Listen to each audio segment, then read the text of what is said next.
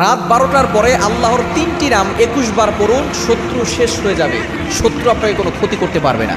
বর্তমানে দেখা যাচ্ছে আপনি যত ভালো কাজ করবেন তত বেশি আপনার দুশ্মন হবে এবং আপনাকে ক্ষতি করার জন্য তারা ষড়যন্ত্রে মেতে উঠবে। নবীজি সাল্লাল্লাহু আলাইহি সাল্লাম সবচেয়ে ভালো নবী ছিলেন, তারপরে তাকে আঘাত করার জন্য, কষ্ট দেওয়ার জন্য আবু জাহেল, উতবা, সাইবারা কিন্তু জেগে উঠেছিল।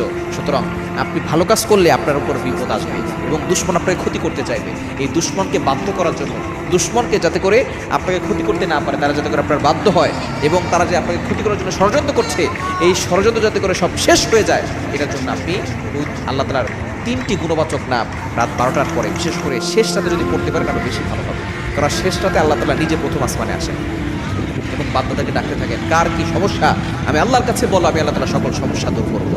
আর আল্লাহর গুণবাচক নাম করে দোয়া করলে সেই দোয়াটা আল্লাহ তাআলা কবুল করেন। আল্লাহ তাআলা নিজে বলে দিয়েছেন কোরআন খুলে 9 নম্বর পারা 13 নম্বর পৃষ্ঠা 4 নম্বর লাইন সূরা আরাফের 180 নম্বর আয়াতে আল্লাহ বলছেন, ওয়ালিল্লাহিল